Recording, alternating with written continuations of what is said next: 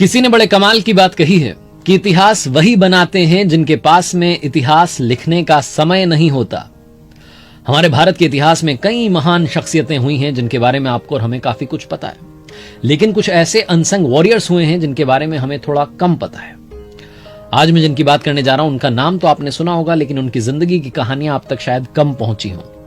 आज मैं बात करने जा रहा हूं मालवा साम्राज्य की महारानी देवी अहिल्याबाई होलकर जी की। नमस्ते दोस्तों, सभी सीख सकते हैं महारानी देवी अहिल्याबाई होलकर जी से, जिनका जन्म 31 मई 1725 ईस्वी में महाराष्ट्र के अहमदनगर के छौणी गांव में हुआ था। इनके पिताजी मंकोजी राव शिंदे गांव के पाटिल थे। ये वो जमाना था जब महिलाओं को पढ़ने लिखने के लिए नहीं भेजा जाता था, स्कूल नहीं भेजते थे, लेकिन तब भी उन्होंने अपनी बच्ची को पढ़ने लिखने लायक बनाया। परिवार के संस्कारों का कमाल था कि बचपन से ही अहिल्याबाई में सेवा भाव था। कहते हैं कि जब इंदौर के राजा मल्हार राव होलकर साहब छौड़ी गांव से गुजर रहे थे तो उन्होंने देखा कि एक छोटी बच्ची मंदिर के सामने गरीबों को भोजन करा रही है, खाना खिला रही है, और वो बच्ची थी अहिल्याबाई। सिर्फ 8 साल की उम्र में अहिल्याबाई का रिश्ता तय कर दिया गया। जो इंदौर के महाराजा थे उन्होंने इनका रिश्ता मांग लिया अपने बेटे खांडेराव के लिए, और अहिल्याबाई ब्याह कर शादी कर पहुंच गई होलकर राजघराने में इंदौर। इनके पति एक कुंभेर युद्ध में, जो कि 1754 ईस्वी में हुआ था, उसमें उनकी जान चली गई। ये दुनिया छोड़कर चले गए और उसके 12 साल के बाद में इनके ससुर जी की भी डेथ हो गई। उसके 1 साल के बाद में इन्हें वो ताज पहनाया गया जो कि मालवा साम्राज्य की इन्हें महारानी बना रहा था। 1767 ईस्वी में देवी अहिल्याबाई होलकर जी बनी मालवा की महारानी, और तब से 1795 ईस्वी तक, जब तक ये इस दुनिया में थी, तब तक इन्होंने एक ऐसा राज किया जो हमेशा हमेशा के लिए मिसाल बन गया। महारानी देवी अहिल्याबाई होलकर जी की जिंदगी की 3 कहानियां आपको सुना रहा हूं जो आपको बताएंगी कि वो कितनी महान थी। सबसे बड़ी लर्निंग जो महारानी देवी अहिल्याबाई होलकर जी से मिलती है वो अनबायस्ड थी। राज्य की जनता हो, प्रजा हो या राज परिवार का कोई सदस्य हो, उनके लिए सब बराबर थे। कभी उन्होंने कोई भेदभाव नहीं किया। इंदौर की घटना है और लोक प्रचलित कथा है कि एक बार महारानी देवी अहिल्याबाई होलकर जी के जो बेटे थे मालोजी राव, उनका रथ निकला बाजार से और उस रथ से एक बछड़े की टकरा करके मृत्यु हो गई। जो बछड़े की मां थी गाय, वो दूर खड़ी थी। जो बछड़ा मर गया तो उसके पास आई और उदास होकर के बैठ गई। थोड़ी देर के बाद में उसी रास्ते से, उसी बाजार से महारानी देवी अहिल्याबाई होलकर जी का रथ भी गुजरा, और जब उन्होंने देखा कि एक गाय अपने बछड़े के पास में बैठी उदास है, तो उन्हें यह समझते हुए देर नहीं लगी कि इस बछड़े को जरूर किसी ने मारा है, एक्सीडेंट हुआ है। उन्होंने आसपास के लोगों से मालूम किया तो पता चला कि थोड़ी देर पहले उनके बेटे का रथ निकला था जिससे टकरा करके बछड़ा जो है इसकी जान चली गई। वो बहुत गुस्से में थी, दरबार में पहुंची और मालोजी राव की पत्नी को बुलाया और उनसे पूछा कि तुम बताओ कि अगर एक बच्चे की जान ले ली जाए उसकी मां के सामने, तो जो जान ले रहा है उसको क्या दंड मिलना चाहिए। मालोजी राव की पत्नी ने कहा कि उसे प्राण दंड मिलना चाहिए, और महारानी देवी अहिल्याबाई होलकर जी ने ऐलान कर दिया कि मालोजी राव के हाथ पैर बांध दिए जाएं, सड़क पर डाल दिया जाए और रथ से टकरा करके उनकी मृत्यु हो जाए। लेकिन कहते हैं कि उस रथ का सारथी बनने के लिए कोई तैयार नहीं था। जो उनके लोग थे वो ये कह रहे थे कि आप माफ कर दीजिए ना, आप ऐसा मत कीजिए। लेकिन महारानी देवी अहिल्याबाई होलकर जी ने न्याय कर दिया था। जब कोई भी तैयार नहीं हुआ तो वो खुद रथ पर बैठ गई, सारथी बन गई और अपने ही बेटे को कुचलने के लिए तैयार थी।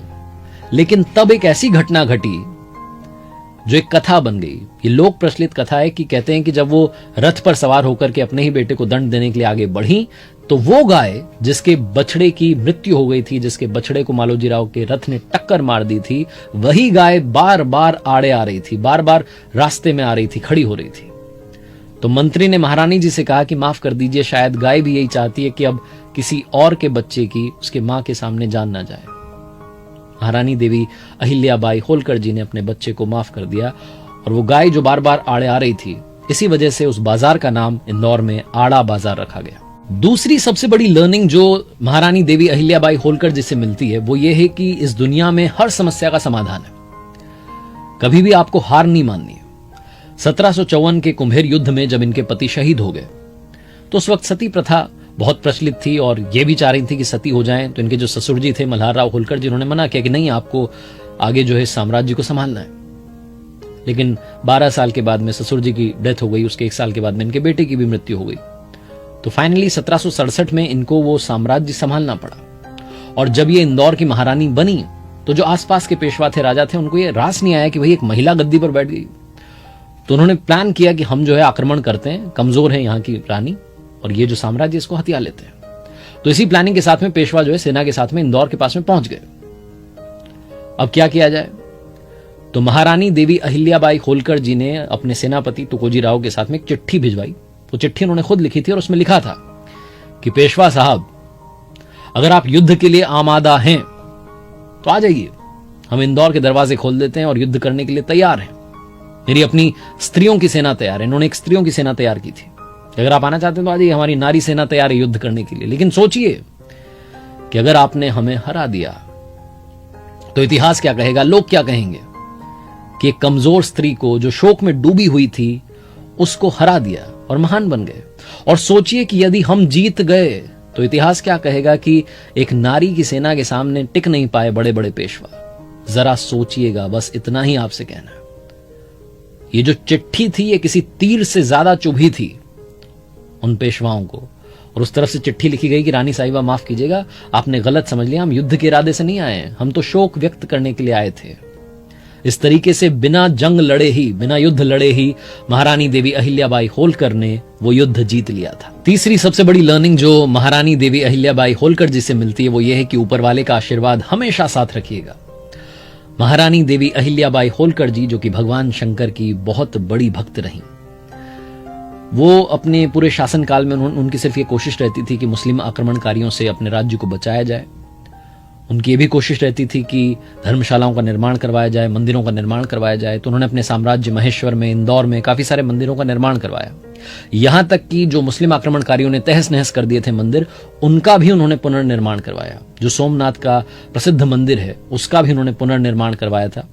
आज भी उसे पुराना सोमनाथ मंदिर या अहिल्याबाई मंदिर के नाम से जाना जाता है। भगवान शिव की पूजा के बिना मुंह में पानी की एक बूंद नहीं जाने देती थी। पहले पूजा करती थी, उसके बाद में पानी पीती थी। इतनी बड़ी भक्त थी। यहां तक कि जो उनका शासनकाल था, जब भी कोई राजाज्ञा जारी होती थी तो उसमें नीचे अपना नाम नहीं लिखती थी। उस राजाज्ञा में नीचे जो है श्री शंकर लिखा जाता था। और कहते हैं कि तब से जब तक भारत को आजादी नहीं मिली, जब तक इंदौर के राजा रहे, जितनी भी राजाज्ञाएं जारी हुई, जितने भी आदेश निकले, उन सब में नीचे श्री शंकर लिखा होता था। जो पैसे थे उन पर नंदी का चित्र था, जो वहां पर रुपये बने उन पर भगवान श्री शंकर का चित्र होता था, बिल पत्र बना होता था। तो इस तरीके से उन्होंने लगातार अपनी भक्ति को सबके सामने रखा और जो आस्था भगवान में उन्होंने प्रकट की थी, बस उसी आस्था के दम पर वो पूरा शासनकाल उन्होंने चलाया।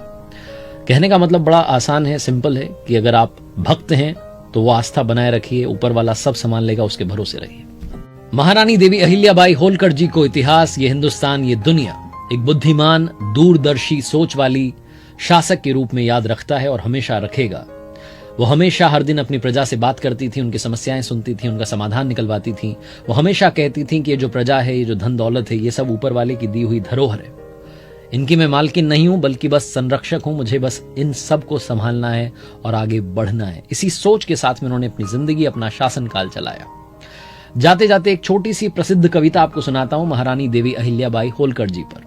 तो कविता कुछ इस प्रकार है। मालवा की रानी हुई, करुण कहानी हुई, एक एक कर शव कितने उठाती हैं, देख के प्रजा की पीर पोंछ चक्षुओं का नीर, राजलोक धर्म हेतु स्वयं उठ आती हैं। युग का विश्वास बनी, जनता की आस बनी, जनता को भूल निज शोक सहलाती हैं। देवी राजमाता से अहिल्या बनी लोक माता, शासिका साहसी पुण्य श्लोक कहलाती हैं। महारानी देवी अहिल्याबाई होलकर जी के